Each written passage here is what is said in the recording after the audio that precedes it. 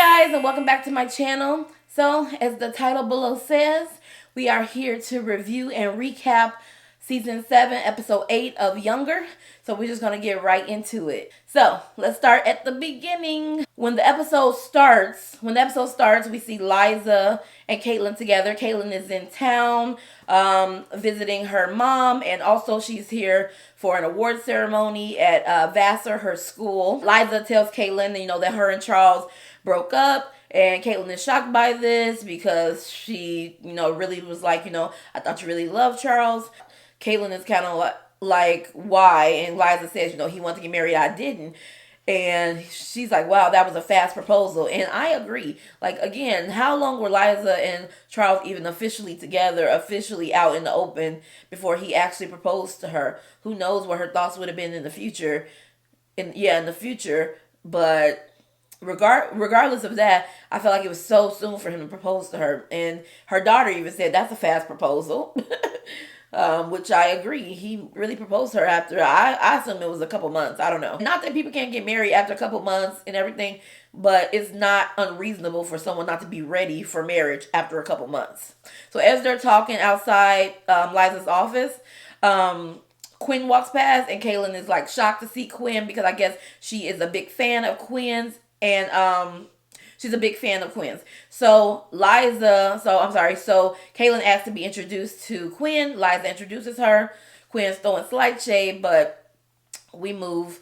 And Liza introduces Caitlin to Quinn, and they kind of hit it off. They both went to Vassar, and they were both in the a cappella group at Vassar. So they're just like singing on the elevator ride up to the office. I was cracking up and cringing at the same time when Quinn and Caitlin were singing together. It was funny, but at the same time, I felt the pain for Liza. It's really awkward, and also, I don't want my daughter to like the person who I'm not competing with, but she got my man who I'm still in love with. So I don't really want my daughter to like her, but whatever. So yeah. So they're just singing, having a good old time. And then as Quinn leaves, Caitlin asks her mom, like, can you please ask Quinn to accept the award at the Spirit of Vassar Awards tonight? Caitlin still doesn't know that Quinn is the woman that Charles is now dating, so she doesn't know how awkward it would be for Liza to ask Quinn that. But Liza agrees to do it because it's for her daughter. So, I mean, I would have said something. They are in the office, Quinn, Liza, and Lauren, and and Quinn is on the phone with the foreign rights auction. And after she finishes the call, Liza's like, we usually don't let our authors negotiate their own foreign rights. And I think it is annoying and just kind of, I don't know. I don't like Quinn is an author. She does not work for Empirical at this time. She's an author just like any of their other authors. And I guess because Charles is her man, they treating her a certain way, or because she is who she is, I don't know. But it annoys me that they let her do so much. And you're like, she disrespecting y'all. She don't see you, Liza, as an equal, because you are letting her be on the phone with the foreign rights auction when authors do not do that. That is your job. So how can she see you as somebody who is here in a equal footing of her, somebody who is responsible for her career in getting this book together, when you all are letting her do stuff that you don't let other authors do? She walking around the office making calls. No other author is in this building 24/7 doing stuff. If you are Charles's woman, go to his office, and when it's time for book things, we will talk to you. We will email you. Until then, you don't need to be in the office not producers, editors and publishers' face, telling them what to do and doing things that are not for you to do. It just annoys me that they let her do those things. Boundaries. So after the meeting, Liza, cautiously and awkwardly asks Quinn, like, my daughter Caitlin really likes you, and she wanted me to ask you if you would accept this award at the Spirit of Vassar Awards later tonight. And Quinn does say yes. I was very surprised that she said yes. Like, I thought she was gonna do something, but she says yes to Liza. And Liza's like, this is my daughter, so if you are not serious, please just tell me no now. And Quinn is like, I'll do it. I was like, okay.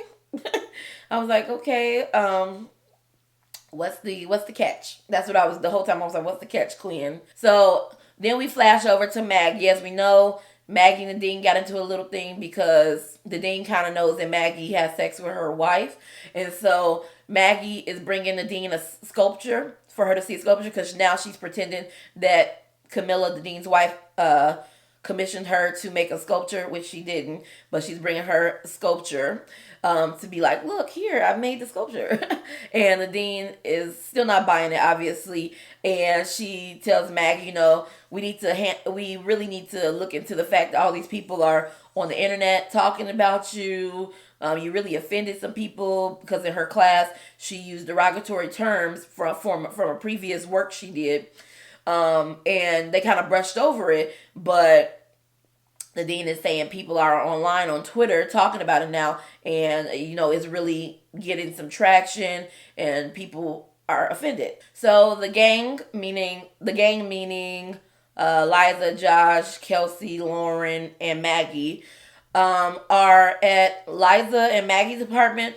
They are watching the debut of not Lauren. They are watching the debut of Kelsey's episode on the Buying Big Apple reality realty show where Kelsey's searching for an apartment.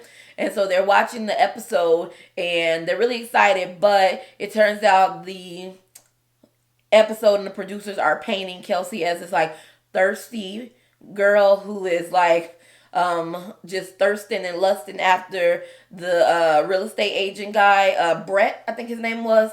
And so they edited to make it seem like she's just like staring at him, looking him up and down, and like she think he's fine, and he's like, no, I'm trying to keep it professional, and she really wants him, but that's not really the way it was. But the way the editing is, they had her looking like that, and so she was upset about that. Kelsey later in her office, she tells Lauren she wants to get out of the deal. She doesn't want to do any more episodes at all because the way they're going to edit her, and it turns out when Lauren spoke to them, she cannot get out of the episode because Lauren, when she wasn't looking, signed Kelsey up for 4 episodes. So she's locked into a contract for 4 episodes. So then we're going to go to the Vassar Award dinner. So like I said, it was probably the same night, I guess. Yeah, so at the Vassar Award dinner, Caitlin and Liza are talking. And as they are talking, Charles comes in with Quinn. And Caitlin's like, oh, that's sweet. He brings his authors to events with him. This is nice.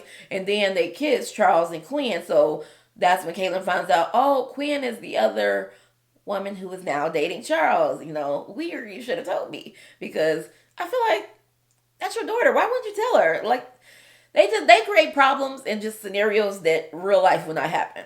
If I asked my mom to do something like that and it was with a woman who's now dating her ex, she'd have been like, she is dating this person. You know what I mean? Like, why wouldn't you say that before now? Even if you don't say it at first, when she first asked you, before we came to this dinner, you would have said it. You know what I mean? Now that Caitlin knows that Quinn is Charles's new boo, she feels bad about asking her mom to do that. And her mom, would do anything for her. So she does feel bad about asking her mom to do that. Also at the award dinner is David, Caitlin's dad, Liza's ex-husband.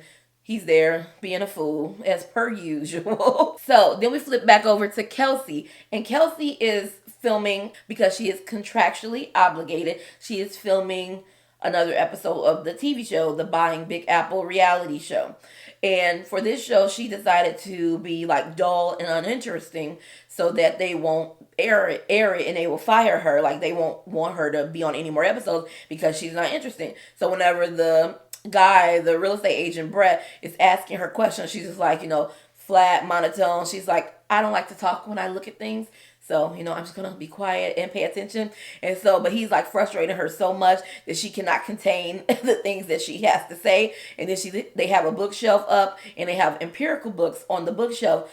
And they done cut the dang on books in half so that they fit into the bookshelf. And so it's really just for show. They don't really care about actually having a bookshelf in literature or anything like that. It's just for show. So she is super offended that they would cut the dang on book up. And he's still trying to get her to react. And she basically goes off on them and the whole crew, and the real estate agent guy throws the book at his face and leaves. As she is leaving the building, as she storms out of the building, she runs into Rob, Claire's ex. He was the guy who was like the last guy Claire dated, the billionaire ex, who also looks very, very, very, very much like Sam Winchester from Supernatural. Um, she runs into him, and he's kind of like, "Hold on, what's happening? How you doing? What's wrong?" And she basically explains about, they up there pulling this stuff in this apartment. She's vented to him that she can't get out of this contract with the stupid show, and that they cut all her books in half, and they're trying to sell her this crazy apartment. And he's like, "Oh yeah, I know that they're up there." And she's like, "You got people in your building," because he owns the building. She's like, "You got people in your building doing this shady stuff," and he's like, "Yeah, most like commercial buildings and residential buildings in New York do that. That's how we sell these apartments." And she's like, "Okay, well, screw you too then." And she storms away. And he kind of like looks at her as she's storming away, like with a little smirk, like he liked to be yelled at. And I was like, okay. I didn't think they was gonna go there. Like I didn't even consider him. Like I thought they were trying to make the real estate agent a love interest, and I was like, no, because he was very much cheesy, very much no. And so I was like thinking they was gonna do that, and so I was already ready for disappointment. And with them introducing Rob, because obviously that's where they're going with it, to kind of make Kelsey like him. I just think last week she was in love with Zane. That's what I think. But I don't know, because that's Claire's ex. Her and Claire are not necessarily friends, but also they are friends. So I don't know how I feel about them even trying to make her like Claire. I mean, trying to make Kelsey like this guy, Rob, who is fine, but he's Claire's ex. So I don't know how I feel about it. Quinn gives her speech at the award ceremony. She accepts the award, and she thanks Caitlyn for inviting her. It was really nice. So she didn't mess up. She didn't mess with Caitlyn or mess with Liza, which I was like, this evil lady is gonna do something, but she didn't. So my bad, Quinn.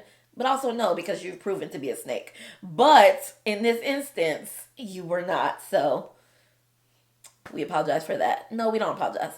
But, thank you for not doing it this time. So when Quinn comes back to the table, Caitlyn thanks her and everything. And it's just awkward because it's Caitlyn, Liza, David, Liza's ex-husband, Quinn, and Charles at the table. It's an odd group. And it's an awkward group. And David is trying to pitch Quinn his teeth whitening business. It's just a mess. He is a mess. Because he showed up to the award show. His gums were bleeding because he'd been testing the teeth whitening product on himself. He is a mess. But he's been that way since he was first introduced to us in first season. So, this is what we expect from his character. Nonsense. But yeah, Quinn is just like, placating him. And I don't know if she's trying to be nice for Charles' sake, but she was just like sitting there listening to him. You could tell that she was like, this crazy guy. But she was listening to him, and I was like, that's not Quinn's character. Quinn would have been like, stop it right there. No, thank you. I don't want to be a part of the business. No, thank you. But they were like having her like placating him and like listening to him. And I was like, what? After the whole ceremony, Liza comes up to Quinn and Liza comes up to Quinn and she thanks her for doing this for Caitlyn. She really appreciates it. She said, like, she really surprises her. And she's like, maybe she doesn't really know her and maybe she needs to get to know her better. She says she wants to think that Quinn has changed. And she says, obviously Charles thinks she's changed. She's like, I want to think you've changed into a better person. And obviously Charles has, because he is dating you and he got you around his kids. But she's like, you tricked me literally just last week. And Quinn is like, that's because you were digging up dirt on me. And I'm sure Liza would want to get dirt on her at that time, but actually she was doing her job. She was vetting all the sources from your book, because you are a proven liar as like your first book. So she wasn't digging up dirt on you. She was doing her job, and you tricked her. It was no like you did her wrong. She did you wrong, so you did her wrong. No, she was doing her job, and you did her wrong. It's not the same. It's not the same. She was not digging up dirt on her. She was fact checking your book because you are a proven what liar. But I was like, okay. But Quinn says, I did that to you. I tricked you last week and had you do that because you were digging up dirt on me. And I was just like, basically, she's fighting for her man. And she's like, I have to use something. I have to use the tools within my arsenal. You are just like this bubbly person and people are going to love you. People, and she mentions like, she gives like an analogy to the sound of music. And she's like, Liza is Maria. She's nice, bubbly. She sings and blah, blah, blah. And people love her. But she's like, the Baroness also loved the captain. Maria loved Captain Von Trapp, but also people forget that even though the Baroness was the villain, she also loved the captain. And she's like, I know I'm going to always be considered the Baroness. I know I'm going to always be considered the villain, but I also love him. And I was like, she's implying that she loves Charles. How long have they been dating? Please just give me a timeline, please. Because I don't understand. Like, I don't know. From what I can see, they've been dating for, let's say, this was real time, like each episode is a week. I'm going to say they've been dating for 4 weeks. And you love him? You love him? Okay. Liza's sitting there contemplating, like, yeah, you're right. Like, in her, she's kind of looking like, maybe I misjudged Quinn. And I'm like, we have about 4 seasons to prove that you haven't misjudged Quinn. And, like, the thing about younger, because the thing about shows that are on their last season, they want to wrap up things so quickly and with no explanation, no warning to changes in characters' personalities and development. Last week, Quinn did this thing, and now all of a sudden this week she is a changed woman and is willing to help people. It doesn't make sense. Make it make sense, younger. Like, no. I mean, I can understand somebody changing. People change. But it needs to be a progression. You know what I mean? Like, she can't be awful this week and then not awful the next week. No, I need a season worth of growth. I don't know. Yeah, it's always like that with last seasons. I hate when they rush it for when they know it's the final season. So the next day, Liza tells Kelsey that she was having lunch with Dylan Park, which is the author that they have been working with in the incubator. And she says while they were at lunch, she runs into someone from Vulture, the magazine, and Liza pitched them the incubator, like told them about the incubator and also pitched them Dylan Park, told them about Dylan Park. And she thought maybe Kelsey would be mad, but Kelsey's like, oh, that's fine. And she's like, oh, by the way, I'm glad you're okay with it because they ran an article about it. And so they are in a, Kelsey's like, oh my goodness. And Liza shows her the article and it's really positive. So basically, they put out the first chapter of Dylan's book in the article, and it has been creating lots of buzz, positive energy for the incubator and Dylan Park in her book. And so it's just a really good look for the incubator. Maggie comes into Josh's tattoo studio asking him to help her with these tweets. People are saying all these bad, awful things about her on Twitter, and calling her transphobic and everything. And she wants him to help her take down the tweets, which I don't know, can Josh do that? And he's like, let me see these tweets. And she shows him the tweets and he's like, you said these are college students writing this? And he's like, no, these are not college students because one, it says this is from Twitter for desktop. I don't know when the last time I've looked at Twitter on a computer. I don't know. And he says also whoever is writing these tweets are using words like razzmatazz.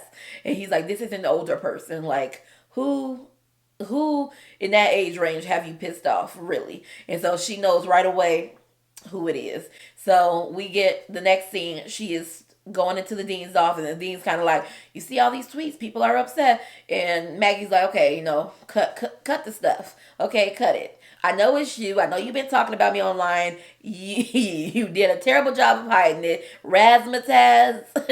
Have I ever heard? I mean, I probably heard razzmatazz like an old timey movie, right? I mean, I like the word though, razzmatazz. I like the word, but she's like, you need to cut it out. I know it's you, and she kind of like drops the act. She's like, you took advantage of Camilla. She was vulnerable, and I was like, you don't know your wife, lady, because she was doing the most and continues to do the most, and she basically fires Maggie. She tells her she's fired, and I'm like, can you fire somebody for this? Like, I will sue you trying to fire me for that. Also, you went online and pretended to be somebody and made up tweets about me behind a fake name. Harassment. Like, you know what I mean? Like, I don't think I'm fired. You have a lawsuit on your hands. But she says she's firing Maggie, and because Maggie took advantage of her wife, which she did not. I think Maggie also should explain to her that I didn't know she was your wife. They've never had the conversation of how she even got involved with her wife. She should probably say, like, I didn't know that was your wife. I met some lady, and we hooked up, and then I found out later that lady was your wife. So this is a problem at home. This doesn't have nothing to really do with me. I don't know. They've never had the conversation of how she even hooked up with her wife. So maybe they'll have that in the coming episodes. But at this point, it's war, they're enemies, and Maggie has been fired from the university. Rob, Claire's ex, calls Kelsey and tells her he's sorry about what happened at the building. He was able to get her out of her contract. He talked to them. He told them he wouldn't let them use his apartments anymore if they didn't let her out of her contract. So they did. They let her out of her contract, so she's off that reality show. And he asked her to help him pick up some books, some new books, some full books, not half of books from from bookstores, and she agrees to help him. We are back in the office again, and Liza thanks Quinn for helping Caitlin, because apparently Quinn got Caitlin an internship, like a really prestigious internship for the summer, and she thanks her again for helping her. See, this 180 they trying to do on Quinn's image is just, I don't believe it. I don't believe it, and I don't want to see Quinn on my screen anymore. I don't. But they trying to make us like her. But yeah, so Liza thanks Quinn, and as Quinn's leaving the room, she sees Charles, and her and Charles embrace, and Liza sees them embrace and kind of gives a look, like, a sad kind of look, looking at them. After Kelsey helps Rob bookshop, Rob asks Kelsey out on a date. Kelsey tells him no because he's Claire's ex, but he's like, you and Claire aren't even close like that. She's like, yes, we are. And he's like, what's her last name? And she does not know her last name, but she still tells him no and walks away. So later, Maggie, Liza, and Josh are going to Maggie's art gallery where she's having her next show. As they are walking up to the building, they see a guy scraping Maggie's name off the window, and they're kind of like, what are you doing? He's like, haven't you heard Maggie Amato is canceled? And she's like, what? He's like, she's canceled. It's all over the internet because of those tweets that the dean made. And he's like, who are you? And Maggie's like, I guess I'm nobody. And the episode ends. And I was like, that's bad. That's bogus, because of what the dean said, that it really got some traction. But overall, this episode, stuff happened, but it was kind of slow moving. But, on to the next one. But that was my review for episode 8 of season 7 of Younger. So if you like my reviews, please like and subscribe. Leave a comment down below. And thanks again for watching. I'll see you on the next one.